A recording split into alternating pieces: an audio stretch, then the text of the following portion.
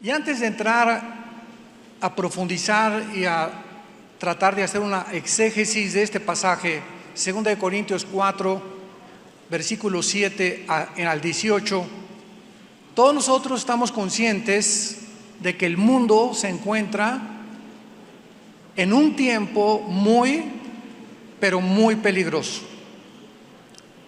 Las naciones del mundo están siendo convulsionadas, tratando de encontrar una ideología política que funcione.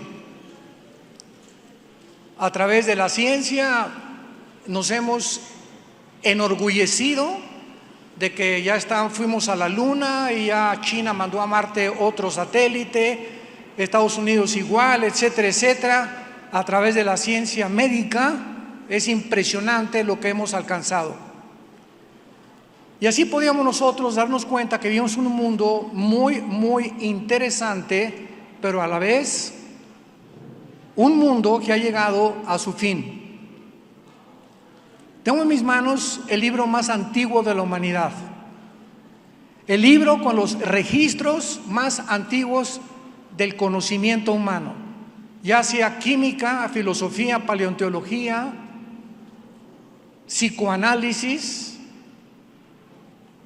antropología, química, física, biología y cualquier disciplina académica que tú me puedas mencionar se encuentra aquí en este libro. Es el libro más vendido hasta este momento desde hace 2000 años. Es el libro que contiene la información más profunda que podamos nosotros imaginarnos del creador del universo. Es el libro que nos dice de dónde venimos, quiénes somos y hacia dónde nos dirigimos. Tú consulta el libro religioso que me quieras mencionar, ya es el Tripitaka de Buda o el Corán del Islam o los libros de los hindúes o de los persas. El libro que tú quieras traerlo, nunca vas a encontrar la información que tenemos en la Biblia. Y es el único libro que nos dice realmente cuál es el propósito de nosotros, para qué nacimos, quiénes somos, cuál es la razón de nuestra existencia. Antes de que yo fuera cristiano, crecimos como todos los mexicanos o la mayoría de ellos en un hogar católico. A los 13 años yo quería ser cura y me metí al seminario católico de Acapulco, del puerto Acapulco, ahí radicábamos, y quería abrazar el celibato sacerdotal. Cuando me dijeron que no me podía casar, cuando hiciera yo el voto por el celibato sacerdotal, me decepcioné mucho. Le hablé a mi papá y le dije: ¿sabes una cosa? Que me gustan las mujeres. No creo que yo pueda ser padrecito o cura, como le quieran llamar, ¿no? Total que me decepcioné de lo que es la religión. Aun cuando éramos nosotros creyentes, ¿verdad?, a misa de vez en cuando, nunca abrimos la Biblia. Entonces me di la vuelta y formé parte del Partido Comunista Mexicano. Me hice ateo. Era agnóstico, era completamente no creyente en nada, hasta que mi hermano Alejandro llegó conmigo algún día cuando tenía yo 27 años y me dijo: quiero hablarte no de ninguna religión, porque yo les dije: no quiero saber de ninguna religión, estoy decepcionado de todas las religiones. Y mi hermano me dijo: te vengo a hablar de un hombre que se llama Jesús, que fue crucificado, enterrado y resucitado a los 3 días. Checa la vida de Buda, me dijo mi hermano, y recordarás que él dijo antes de morir: busquen la verdad. Gautama Buda nunca dijo que él era la verdad. Mahoma, el que fundó el Islam, se casó con una niña, después con una señora que le llevaba 25 años de edad, tenía ataques de catalepsia. Y cuando examiné la vida de todos estos líderes, me di cuenta que nadie había dicho las palabras de Jesús: yo soy el camino, el único camino que hay, yo soy la verdad. No, una verdad, yo soy la personificación de la verdad. Y número 3, yo soy la razón por la cual tú existes. Ese hombre que fue muerto en una cruz es la razón por la cual tú y yo en esta mañana seguimos respirando. Porque en Él somos y nos movemos y existimos, en la persona de Jesús. Vine al Evangelio de Juan y me quedé en Juan 14:6. Yo soy el camino, la verdad y la vida. Le entregué mi vida a Jesucristo. Este año cumplo 46 años, no de edad. 46 años de estudiar y de seguir este libro. Y cumplimos este año 43 años de ministerio. Vida Nueva para el Mundo no es una ideología que ha surgido de repente, una iglesia, una nueva secta. Somos una organización cristiana con mucho prestigio, con 43 años que nos respaldan de viajar en el mundo y que podamos nosotros realmente sentirnos agradecidos con Dios de lo que Él ha hecho y sigue haciendo en nuestras vidas. Y este es el tema que quiero compartir con ustedes, que se llama el poder que nos sostiene. 2 Corintios 4, versículo 7 en adelante. Antes leamos el versículo 1 para que lo tengamos de trasfondo teológico y saber de qué forma el apóstol Pablo desarrolla sus sentimientos y nos da 5 razones por la cual podemos ser sostenidos hasta el final de nuestra vida con el poder de Dios. Comienza Pablo diciendo el versículo 1, por lo cual, teniendo nosotros este ministerio, según la misericordia que hemos recibido, no desmayamos. La primera clave que se nos da es que no podemos jamás darnos el lujo de desmayar. Lo vamos a desarrollar más adelante. ¿Qué fue lo que sostuvo a Pablo para que antes de ser echado con los leones en el Coliseo Romano, acabar en su segunda carta a Timoteo diciéndole: he peleado la buena batalla, todos me han abandonado? ¿Qué fue lo que hizo que los cristianos en los primeros siglos de la iglesia primitiva pudieran ser quemados vivos? Ver las mamás cómo a sus hijos los leones los despedazaban y les arrancaban la cabeza. ¿Cómo es posible que estos cristianos estuvieran parados delante del César y el César les dijera: lo único que tienen que hacer es decir que yo soy el Señor, el Curios César? Y ninguno de ellos se hincó para poder decir que el único Señor es Jesucristo. ¿Qué fue lo que tenían estos cristianos que ya no tienen la mayoría de los cristianos del siglo XXI en que estamos viviendo? Cristianos que cualquier calamidad, cualquier tsunami, cualquier desastre, cualquier pandemia, cualquier terremoto, ya los hace escapar, huir, esconderse y alejarse de Dios. ¡Qué terrible! ¿Qué tipo de cristianismo es este? Y en vista de que nos acercamos ya a la venida de Jesús, que no tarda en venir ya por nosotros y sacarnos de este mundo, Dios está purificando su iglesia. Y todos ustedes, que muchos se dicen cristianos, tienen que tener hoy la absoluta seguridad de que tú realmente tienes el poder que te va a sostener hasta el final de tu vida. Y cuando mueras, que puedas decir: yo sé en quién he creído y muero en paz, porque mis pecados han sido puestos en una cruz. Dejo a mis hijos con el conocimiento de Cristo, no les dejo ni una casa, no les dejo ni siquiera 1,000 pesos en la cuenta del banco, pero si yo dejo que mis hijos, cuando yo muera, tengan a Cristo, les dejo garantizada su vida hasta el final. Pero tenemos, versículo 7, este tesoro en vasos de barro, para que la excelencia del poder sea de Dios y no de nosotros, que estamos atribulados en todo, mas no angustiados, en apuros, mas no desesperados, perseguidos, mas no desamparados, derribados, pero no destruidos, llevando en el cuerpo siempre, por todas partes, la muerte de Jesús, para que también la vida de Jesús se manifieste a través de nuestros cuerpos. Porque nosotros que vivimos siempre estamos entregados a muerte por causa de Jesús, para que también la vida de Jesús se manifieste en nuestra carne mortal, de manera que la muerte actúe en nosotros y en ustedes la vida, pero teniendo el mismo espíritu de fe, conforme a lo que está escrito: creí, por lo cual hablé.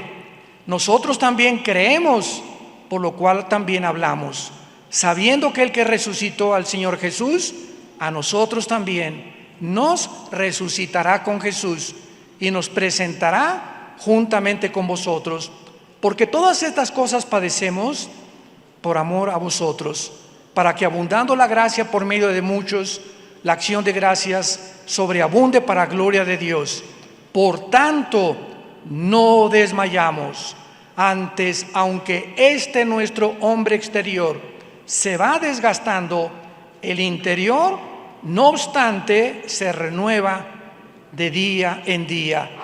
Porque esta leve tribulación momentánea produce en nosotros un cada vez más excelente y eterno peso de gloria, no mirando las cosas que se ven, sino las que no se ven, pues las cosas que se ven son temporales, pero las que no se ven son eternas. Cuando Dios nos llamó por su gracia para que conociéramos a su Hijo Jesucristo de una manera personal, descubrimos por primera vez que somos muy débiles. Tú le preguntas a una persona que fuma: ¿por qué fumas si la cajetilla dice este producto es nocivo para la salud?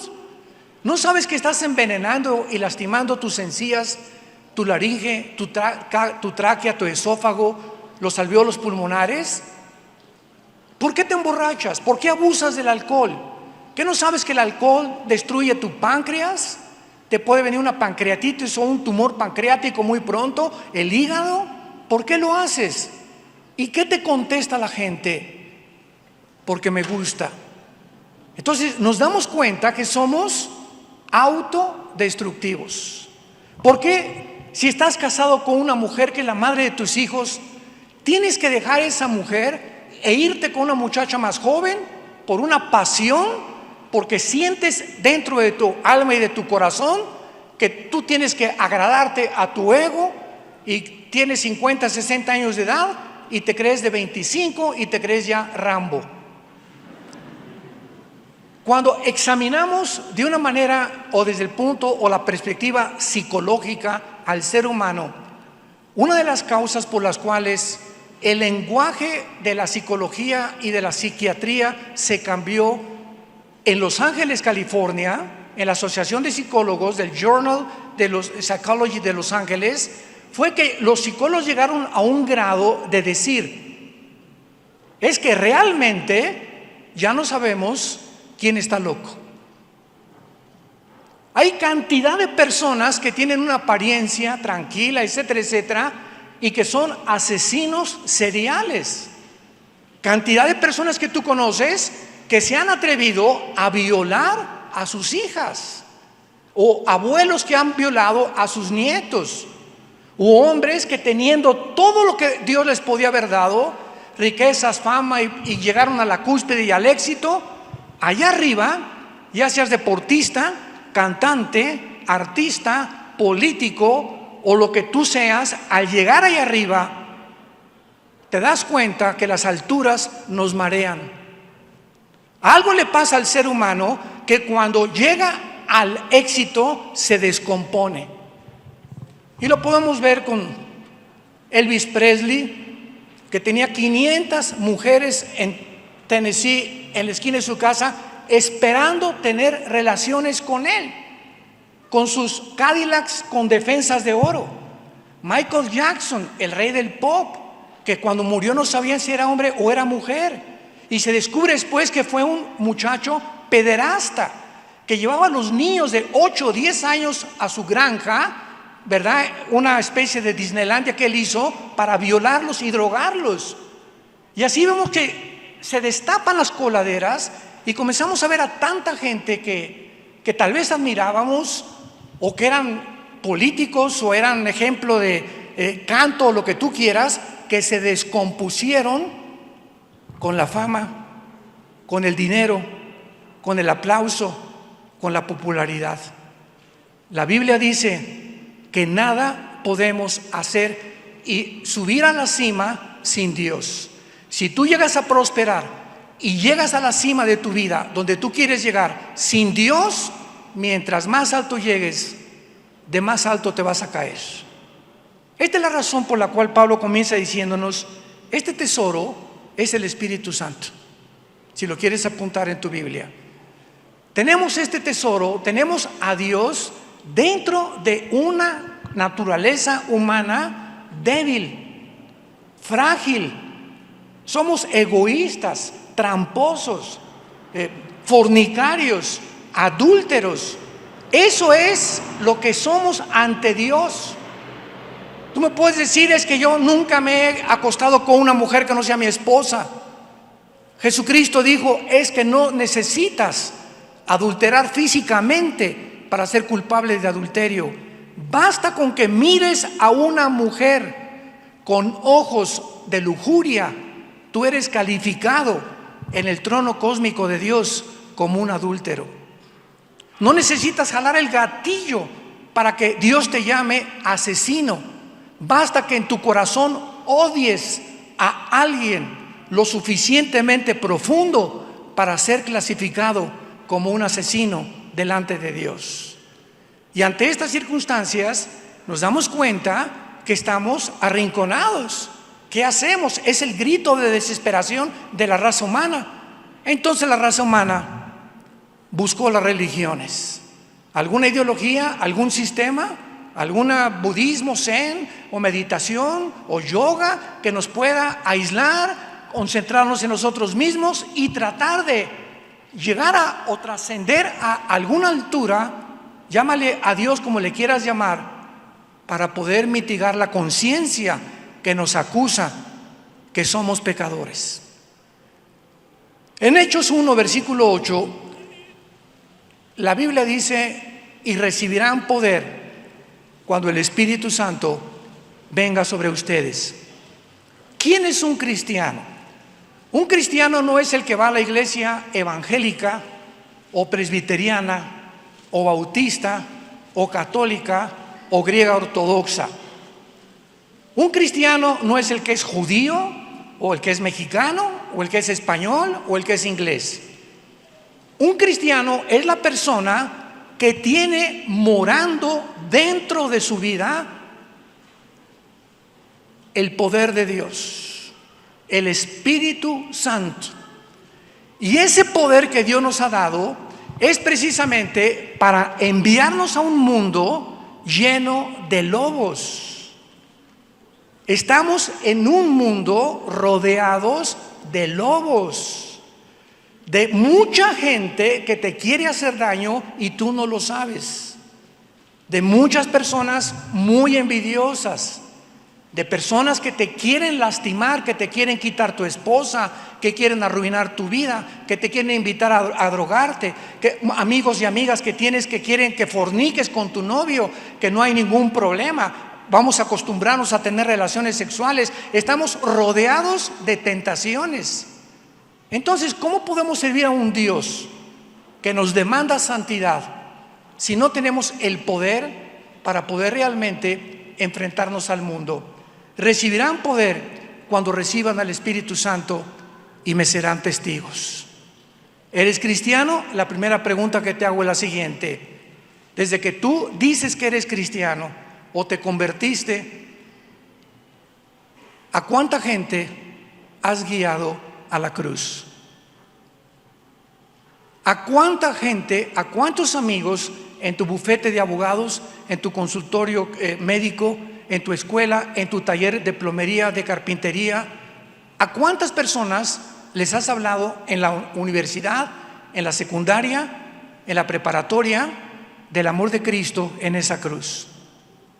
Si tú dices en este momento: tengo 3 o 4 años de cristiano y ahora me doy cuenta que a nadie le he hablado de Jesús, la respuesta es que realmente no eres hijo ni hija de Dios. porque el Espíritu Santo nos fue dado para hablar de Jesús. Esto fue el primer impulso que yo sentí cuando recibí a Cristo en 1974, hace 46 años. Recibí a Cristo y yo salí al tendero, de la tortilla, al panadero, a donde iba, en el metro, en la ruta 100, a todos los que me encontraba les hablaba de Jesús. Ponía un cajón en el mercado de Acapulco y me subía en el mercado a predicar a la gente. Éramos muy pobres. Y llegaba una marchante y me daba un pescado y el otro me daba 2 bolillos. Llegaba a mi casa, comíamos lo que arrancábamos de los árboles o lo que yo pescaba. Después me fui de misionero y estuve viviendo 3 años de misionero en Guerrero, durmiendo en pisos de adobe. Mi cojín era un ladrillo envuelto en periódicos. Si tú crees que tú has atravesado la pobreza, esto es ser pobreza. Que no tengas ni siquiera con qué taparte más que con periódicos. Así estuve 2 años en la sierra porque quería hablar de Cristo a los indígenas, a todos los en la frontera con Oaxaca y Guerrero. Y cuando bajé de la sierra, bajé con malaria, bajé con enfermedades, con 40 de temperatura. Me hospitalizaron, yo creí que me iba a morir.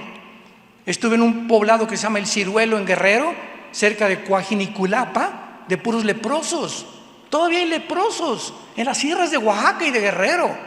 Y yo dije: Señor, si quieres que me muera de lepra, aquí estoy y llévame contigo. Ahora veo, después de todo este tiempo, que Dios simplemente me estaba probando, nada más. Pero esa pasión que yo sentí cuando recibí a Cristo, después de buscarlo en tantas religiones, en ideologías comunistas, socialistas, comunista, democracia, etcétera, etcétera, era Jesús al que yo estaba buscando. Él era la razón por la cual sentía tanta angustia dentro de mí, que no encontraba más que pura hipocresía alrededor de mí, en todas las ideologías, en todos los sistemas, en todas las religiones. Y Jesús es una persona que vive y que está dispuesta a entrar a tu corazón si tú en esta mañana le abres tu vida y le permites entrar. Tenemos este tesoro en vasos de barro. Vemos en segundo lugar que cuando recibimos al Espíritu Santo sucede un milagro que no entendemos, que se llama la regeneración.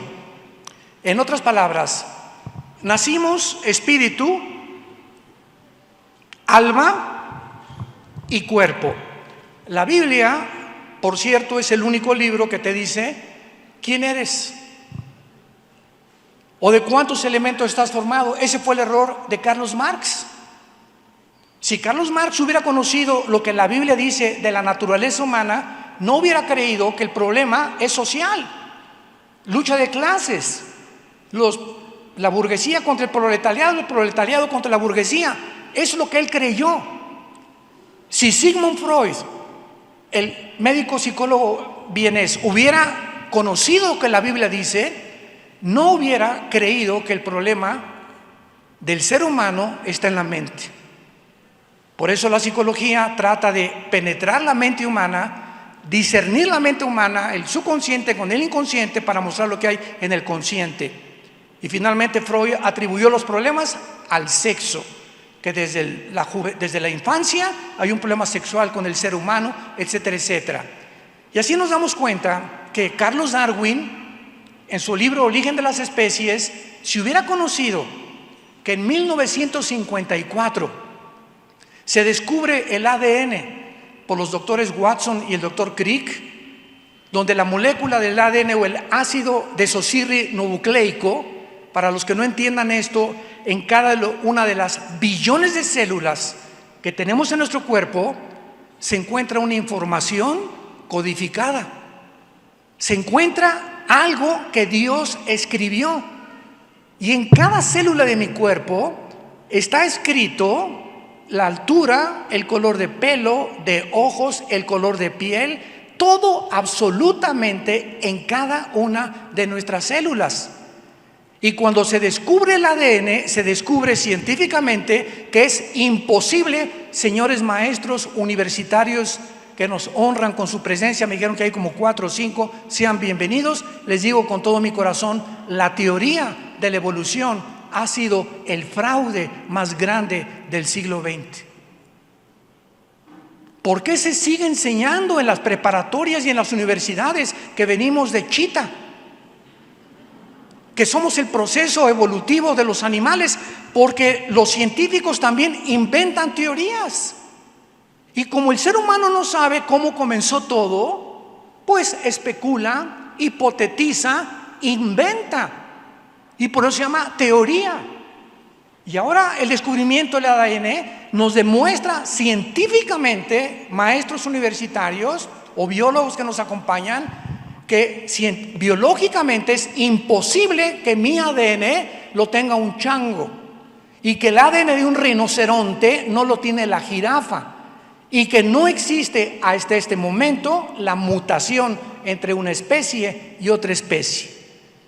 No hay un solo elemento científico, una sola prueba de que la evolución se pueda considerar dentro del área de la ciencia. Son especulaciones. Y así lo prueba también la segunda ley de la física, la segunda ley de la termodinámica, y lo prueba la ley de la biología con los aminoácidos, que son los ladrillos de la Biblia que nos impiden que nos convirtamos en un chango o un chango en un ser humano. ¿Pero por qué se sigue enseñando? Porque no conocen el origen del ser humano revelado en la Biblia. La Biblia dice que somos espíritu, tenemos un alma y vivimos dentro de un cuerpo, un envase, una jícara, donde temporalmente tu alma y tu espíritu habitan. Y el espíritu es la parte a través de la cual conocemos a Dios, servimos a Dios y adoramos a Dios, porque Dios es espíritu. Juan 4:24. El alma es el asiento de las emociones, los sentimientos y la voluntad. Y el cuerpo es el soma en el griego, que es el asiento donde vive el alma y el espíritu. Y cuando tú mueres, tu cuerpo lo tiran, se lo comen los gusanos, pero sale de tu cuerpo 2 cosas, el alma y el espíritu, y se van o a la presencia de Dios inmediatamente. No hay purgatorio, no hay limbo, no hay reencarnación. Está establecido a los hombres que muramos una sola vez y después el juicio. Cuando tú mueres y mueres en tus pecados, no te salvas eternamente de tu alma. Jesucristo habló más veces del infierno que del cielo. Esto es muy, muy interesante. Entonces, el Espíritu Santo, dice la Biblia, que así fue creado Adán y Eva: alma, espíritu y cuerpo.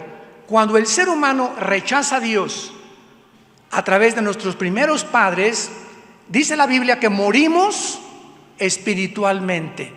La palabra muerte en la Biblia no significa cesación de existencia. La palabra muerte apunta a lo significa separación. No significa cesar de existir, es una separación temporal. Nos separamos de Dios, y desde Adán hasta nuestros días, cuando yo nací con mi alma, mi mente, sentimientos, voluntad, intelecto, y con un cuerpo, pero muerto, separado de Dios. Y esta es la razón por la cual existe la filosofía. Esta es la razón por la cual existen las religiones.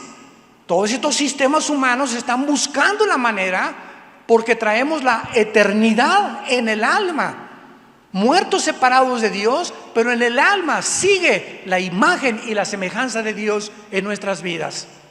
Y esto es lo que nos impele a buscar a Dios a través del budismo, del hinduismo, del catolicismo o del judaísmo, o la religión que tú me quieras mandar. El ser humano está ávido, como decía Sigmund Freud. El ser humano es incorregiblemente religioso.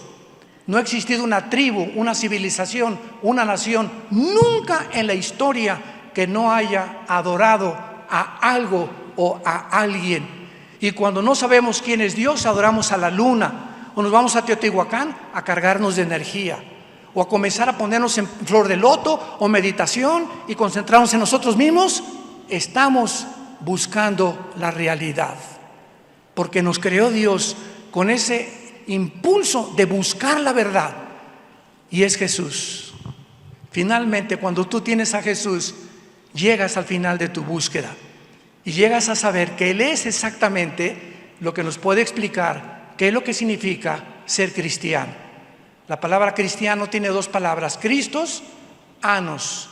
Cristo ungido, anos en el griego, ¿qué significa? Ungido dentro de, o ungido con la palabra de Dios o con el Espíritu Santo. Y la palabra anos significa también pequeño. Entonces, ¿quién es un cristiano? Un ungido que tiene al Espíritu Santo y es una persona pequeña ante los ojos del mundo, porque el mundo seguramente te va a perseguir, te va a despreciar, van a perseguir ese libro más controversial que hay en toda la existencia de los libros, y el único libro que nos dice cuál es el camino, la verdad y la vida. En segundo lugar, dice Pablo en el versículo 8 y 9, ¿cómo somos sostenidos por el poder de Dios? Con el Espíritu Santo. Tú necesitas ser lleno esta mañana del Espíritu de Dios. Número 2, versículo 8 y 9, que estamos atribulados en todo, mas no angustiados. En apuros, sí es cierto, pero no desesperados. Perseguidos, pero no desamparados. Derribados, pero no destruidos. Aun cuando un cristiano atraviese los desiertos más áridos, los lugares más oscuros, como David le llamó en el Salmo 23, aunque ande en valle de sombras y de muerte. Acabamos de pasar un año que continúa todavía con algunas cosas colaterales que todavía siguen por ahí, una pandemia, ¿verdad?, en la que lo único que oíamos era: se murió, se murió, se murió. Tantos muertos en Brasil, tantos muertos en México. Una campaña de pánico desmedida, desproporcionada, con el único propósito y con el único objetivo, que lo sabe muy bien el diablo, que si tú sabes a una persona o quieres controlar a una persona, infúndele miedo. Es la forma más fácil que un sistema de gobierno o una nación pueda controlar a la población, manteniéndola bajo el pánico. ¿Por qué? Porque el miedo o el pánico nos hace, síganme con mucho cuidado, actuar irrazonables. Comenzamos a actuar de una forma irrazonable, donde ya no es científico, es político. ¿Cómo puedo yo explicar que al llegar a un restaurante me digan: de aquí a la mesa póngase el bozal, y al llegar a la mesa no hay virus? Si se para el baño, póngase el bozal. Y ahí estamos 4 o 5 mesas alrededor, porque ya casi la distancia social se terminó, de acuerdo a la Organización Mundial de la Salud. ¿Cómo es posible que yo pueda hacer ejercicio tapándome la respiración? Esto es sentido común, esto es lógico, esto es científico. ¿De qué se nutre nuestro cerebro? Del oxígeno.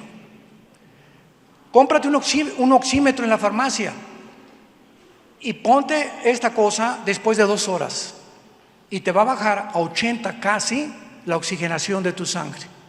Y tú mantén este nivel de oxigenación y al mes o a los 2 meses vas a comenzar a tener unas migrañas y unos problemas irreversibles. Sobre todo, el crimen más grande de todos los crímenes es haberles puesto esas cosas a los niños. Ese es el crimen más grande.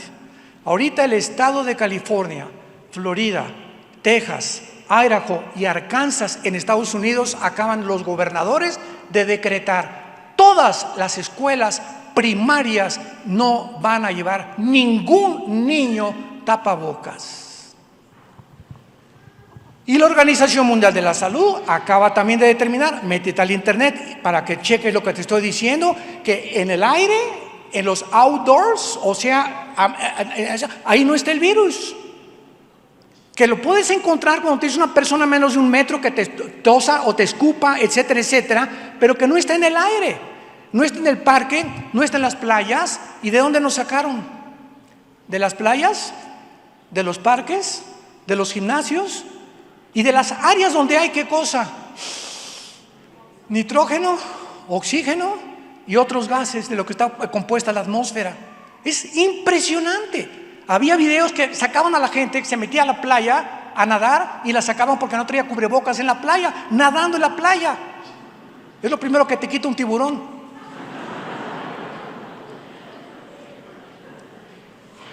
Damas y caballeros, santos de Dios, despertemos. Despertemos, abramos los ojos. Tenemos una inteligencia que Dios nos ha dado y un sentido común. Y tenemos que saber qué nos hace y qué no nos hace daño. Pero no quiero extenderme con eso. Simplemente, dice la Biblia en estos versículos, estamos atribulados a todo. O sea, ¿quién no tiene problemas? Si levantas la mano, eres Santa Claus. O el príncipe valiente, ¿verdad? Pero estamos en un mundo donde nacemos llorando. Muchos tienen una infancia terrible. Son botados en botes de basura por prostitutas que los recogen, acaban en un orfanatorio y después se convierten a los 18 años o de ahí brincan a la delincuencia juvenil. Otros tuvieron una infancia buena, una juventud buena, se casan y les va como en feria en el matrimonio, pero todos tenemos etapas de sufrimiento en la vida. No es Disneylandia la vida, no es Reino Aventura. Estamos en un mundo de dolor, estamos atribulados en todo, pero fíjate lo que dice la Biblia. Una cosa es que estés atribulado y ya no hay problemas, y otra cosa es que esos problemas se lleguen a convertir en tu vida en angustia. ¿Y qué es la angustia? Sentir, hermano, ore por mí. Mire, doña Chole, apláquese primero. Por favor, a las 2 de la mañana nos suena a mi esposa, se fue mi hija. Mire, señora, se fue su hija y usted cree que con ese estado de angustia la va a hacer regresar. ¿De qué está o en qué forma está ayudando su estado emocional? A ver, esto es algo sentido común. A lo mejor cuando regrese su hija, a usted la vamos a tener que meter al psiquiátrico. Y cuando nos damos cuenta de que ya se fue la hija, ya se fue el hijo, descubrí que mi hijo es drogadicto, descubrí que mi esposo no me quiere, se fue con otra, ¿qué vas a hacer? ¿Emborracharte? ¿Drogarte? ¿Como Pancho Pistolas? Pues así son todas las mujeres, me voy con otra yo también. Salidas y escapes falsos. Estamos atribulados, pero en ese momento nos hincamos. Padre, mi hija se fue, Señor. Yo no soy Dios ni soy tú. Tú eres el único que la puedes regresar. Te pido que la guardes. Y te pido que se acabe en la cárcel o en una cosa peor, que eso le sirva para que yo le lleve el evangelio de la salvación de tu Hijo Jesucristo. Mi esposo se fue. Yo no lo puedo hacer regresar. Tú no puedes obligar a nadie a que te ame. Se fue tu esposa, no puedes obligarla a que te ame tu esposa. Ok, ¿qué vas a hacer? Híncate. Dice la Biblia en Filipenses 4, 6 y 7: por nada estén angustiados, afanados. En ese momento sean conocidas tus necesidades delante de Dios con oración, ruego y súplica. Y cuando tú te hincas, en lugar de usar una puerta falsa, drogas, alcohol o hacer una tontería, cuando tú te hincas, estás demostrando que crees en Dios. Ahí está la fe en acción. ¿Por qué lo haces? Porque sabes que te va a contestar. Y dice la Biblia, y cuando tú lo haces, la paz de Dios, que sobrepasa todo entendimiento, guardará tus pensamientos y tu corazón en Cristo Jesús. En ese momento va a haber un milagro en tu vida. Cuando Dios ve que tú te hincas, y porque sin fe es imposible agradar a Dios. Cuando Dios ve que en la acción, con nuestras acciones demostramos que creemos en Él, un milagro viene sobre nuestros pensamientos que de una forma imperceptible y milagrosa me siento tranquilo. Me voy a acostar. Ya dejé a mi hija. Mi hijo se fue ahora sí que el charro pistolas con otra o con quién sabe que se fue. Señor, que Dios lo bendiga, ¿verdad? Tú te encargas de él y total me vas a decir qué vamos a hacer con el tiempo, pero él, la situación de él no me va a quitar la paz a mí. El hecho que él haya agarrado camino por otro lado no me va a estar quitando la paz, porque entonces yo estoy sufriendo y él está divirtiéndose. No, descansar en Dios. Estamos atribulados. Aprendamos a nunca llegar a la angustia. Estamos en apuros, pero no desesperados, llenos de problemas, estresados. Mantendré mi trabajo con la pandemia. ¿Qué habrá el día de mañana? ¿Tendré mi salud a los 60, 70 años de edad? ¿Tengo seguro social? ¿Me lo quitarán algún día? Estamos en un mundo completamente cambiante, un mundo que no nos promete nada, pero nunca lleguemos a sentirnos en un rincón, porque esta es la razón de los psicólogos para los suicidas. ¿Quién es una persona que se quita la vida? Una persona que los problemas del mundo lo llevaron a un grado, a un lugar, a un rincón, donde en ese momento él no ve ninguna puerta. Todo es oscuro. Ya me dejaron, ya nadie me quiere, ya no puedo tener solución, ya no voy a salir de esta, me pego un tiro en la cabeza. Nunca un cristiano debe llegar a sentirse arrinconado. Y ¿saben una cosa? Que Dios nos prueba a través de esto, como lo hizo con el pueblo de Egipto. Cuando salieron de Egipto, ¿se acuerdan? ¿A dónde los llevó? Al mar. Y de repente tenían el mar enfrente de ellos. Y de repente oyeron los cascos de las carrozas de los egipcios que venían contra ellos y se sintieron entre la espada y la pared. A Dios le gusta llevarnos a esas situaciones. Ahorita les explico. Y cuando estaban entre la espada y la pared, ¿qué hicieron? Moisés clamó a Dios y Dios le contestó y le dijo: quédense quietos y conozcan mi salvación. Vean con mi salvación. Y les abrió el mar. Y atravesaron el mar Rojo y los egipcios que los persiguieron murieron detrás de ellos. Cuando tú no veas ninguna solución, ninguna puerta en tu vida, no permitas llegar a angustiarte ni tampoco a desesperarte. Siempre hay algo que Dios te quiere mostrar. Cuando no encuentras ninguna puerta, no hagas nada, híncate. ¿Tú lo has hecho? No me contestes. ¿Tú lo has hecho? Porque ahí es cuando probamos que Dios es real. Estamos atribulados en todo, pero nunca llegamos a la desesperación y menos al estrés. ¿Saben qué es el estrés? El Hospital Hopkins, la Clínica Mayo en Rochester, que son las instituciones médicas más famosas en Estados Unidos, coincidieron que el 70% de las enfermedades de los seres humanos, el 70% de las enfermedades mentales y físicas son debidas al estrés. Es la enfermedad del siglo XXI. ¿Qué es el estrés? Es un estado de angustia, de desesperación, de inseguridad, de que no sabes qué va a pasar. Y llegas a tus hijas y quítate a los chamacos de ahí. Préndeme, quiero ver el América contra el Pachuca, aunque pierde el América. Y llegamos a ese grado, ¿verdad?, en el que te tocan y estás como Pepita en comal. Brincamos por cualquier cosa, no puedes ni dormir siquiera. Tienes ya semanas sin dormir. Afecta tu corazón, afecta tu mente, afecta tu estómago, este estado de falta de paz. Y hace 2000 años, el autor de la Biblia, hace 2000 años nos dejó el antídoto para la enfermedad del siglo XXI. Shalom. Mi paz les dejo, mi paz les doy. El estado de armonía perfecto de la mente y del cuerpo es mediante la paz.